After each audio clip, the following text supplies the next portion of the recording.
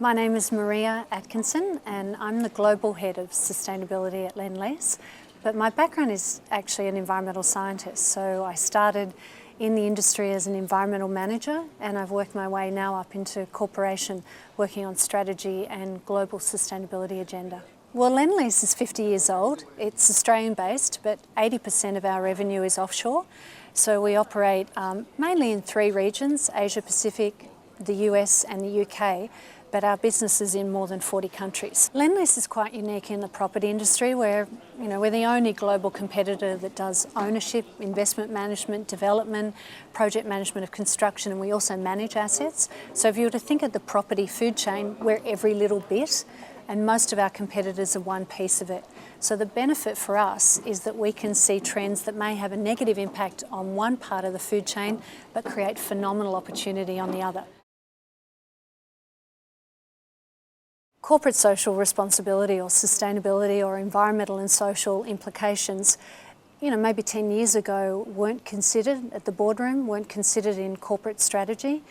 But today, the environmental risks are obvious, climate change being one of those, but also the social impetus, the need to have social accountability and governance and social equity means that strategies that don't respond to the communities in which you operate, as well as the environmental impacts that you obviously have, aren't really strategies.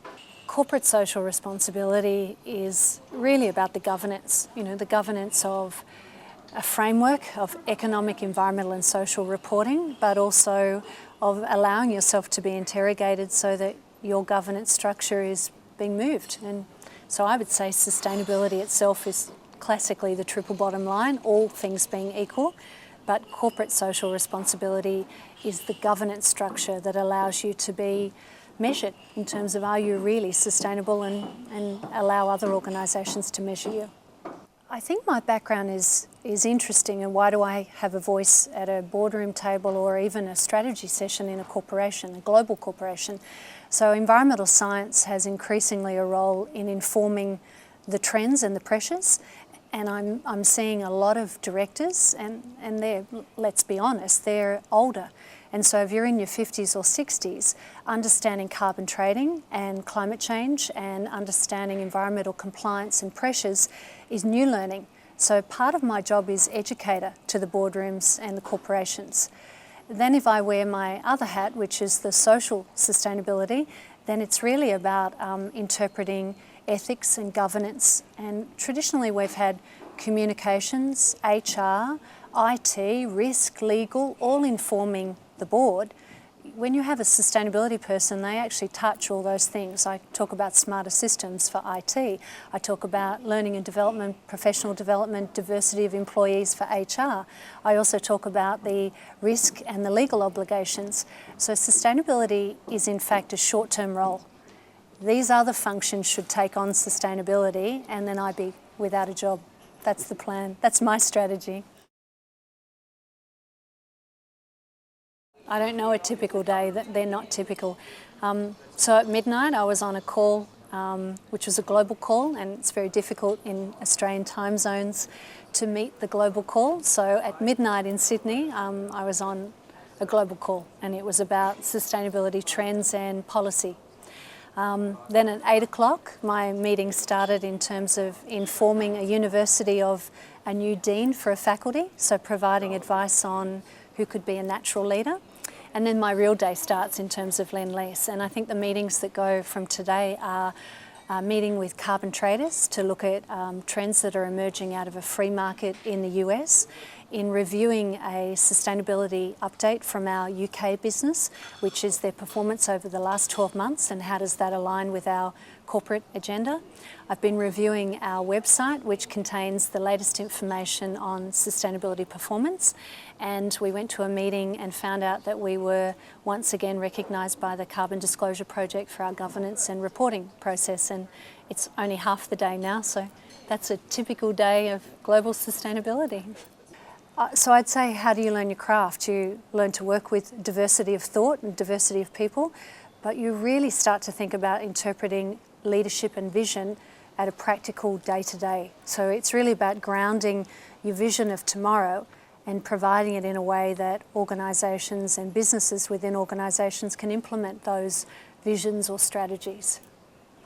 So if you were to ask how can somebody in sustainability be involved in all sorts of diverse areas like HR and IT when they're the experts, I'm the generalist, and I think that if you apply future trends, you are macro, you are a generalist. So if you have a career in strategy, you have to get used to the fact that you work with experts, but those experts are single and they're not holistic and they're rarely macro. And your job is to pull information out of them and put information into them and be a generalist. I think the real skill is being able to communicate. So a strategy isn't any good if you can't communicate what the difference is, what the change is required, or what the impacts of certain trends are. So I'd have to say that everyone should learn about communication skills. And my other tip for anyone working in strategy is you're trying to implement change. Effectively, a strategy is a change. And so if you can, I'd encourage everyone to do a change management course. And that will equip you with understanding human behaviour and how we all respond to change, which most of us don't like to begin with. So there's a process and a bunch of tools that can help you. And I think everyone involved in strategy should also understand organisational change.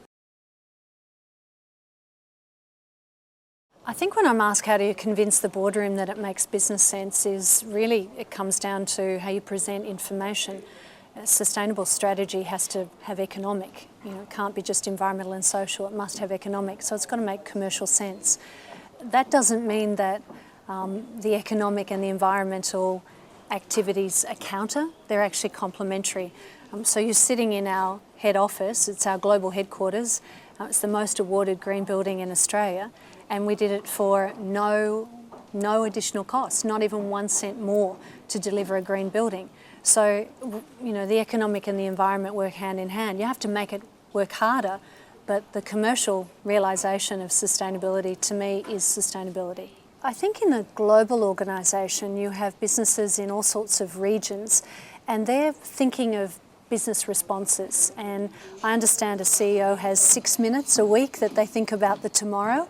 So if every CEO in every region is just allocating 6 minutes to tomorrow, we're in trouble.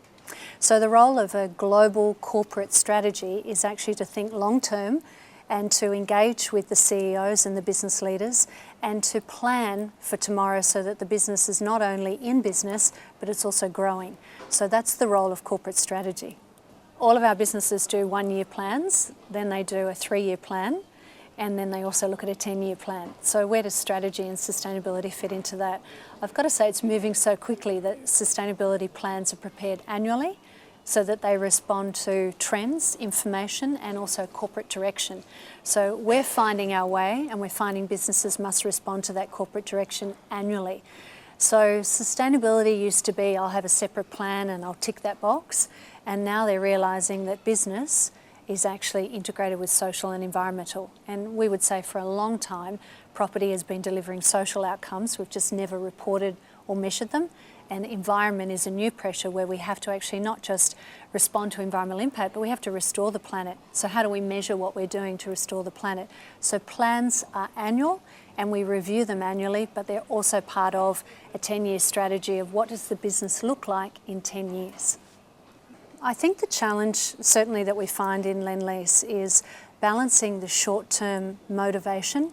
What are things that people can actually apply and do and respond to immediately and within a short term, but a strategy needs to be long-term. So it's balancing the short-term need, the momentum and the motivation from short-term with the long-term direction. So I think that there's a pressure point there, but it's important not to forget that a strategy is long-term and it should be visionary and it should be bold and different, but it must have immediate steps involved in it.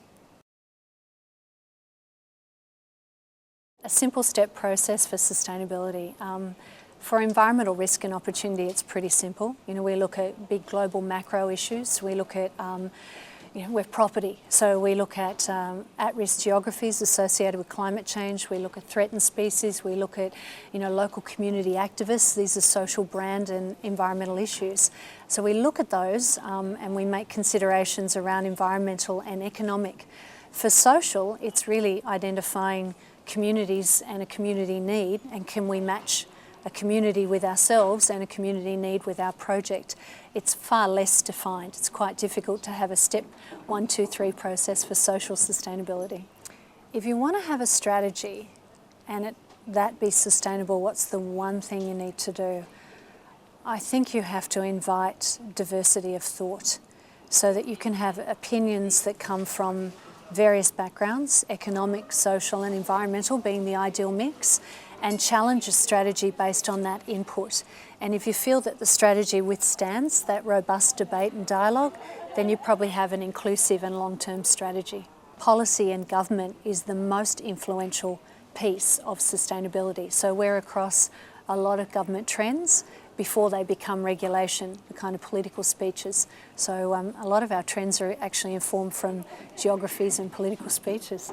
I find that sustainability strategies can fail if people aren't bold enough. So it comes back to the balance of long-term versus short-term. But if everyone focuses on the things they can really imagine us doing in a year or 3 years and don't push themselves to imagining a different world, then you'll have sustainability strategies that aren't in fact strategies, they're business as usual. The real risk for sustainability is that it's too far advanced and that the businesses say, I'd really like to be able to implement that, I get it, I understand it, but I actually don't know what to do with it. And the balance is really around providing the vision and the leadership, but working with organisational change and facilitating the implementation of the strategy. And that's an interesting dance. You can't just be the visionary of what's coming tomorrow and crying wolf about what will happen if we don't react to the tomorrow. You have to be empowering and working with businesses to facilitate that transition. So you actually need a unique set of skills of here's tomorrow and now here's the help to help you deal with tomorrow. 12 years, 2020, what will it look like? Well, I'd say I'd be chair of the Lend-Lease board, and I'd say that my 5 fellow female directors and my 1 token male would be sitting on the Lend-Lease board, and we'd be looking at the strategies of 2008 and saying if only we knew it was going to happen so quickly. And I would say that we'd say our business is in good shape, but we didn't maximise the opportunities. So I actually think in 2020 we'll be wiser. We'll all understand social and environmental and economic imperatives and how they work together, and we'll have a talent pool based on your masters and undergrad and PhD students who'll be able to help us formulate better strategies, because I think we're just starting. I'd be very careful as today's student looking at economics only. Economic rational and the global climate the way it is that most trends based on economics look backwards. And I think the advantage of being truly a strategist, truly strategic, is to have the forward thinking. And if you don't have environmental and social trends informing you, you can't possibly look forward. You will always be looking at the graphs that tell you what happened and trying to guess what's going to happen.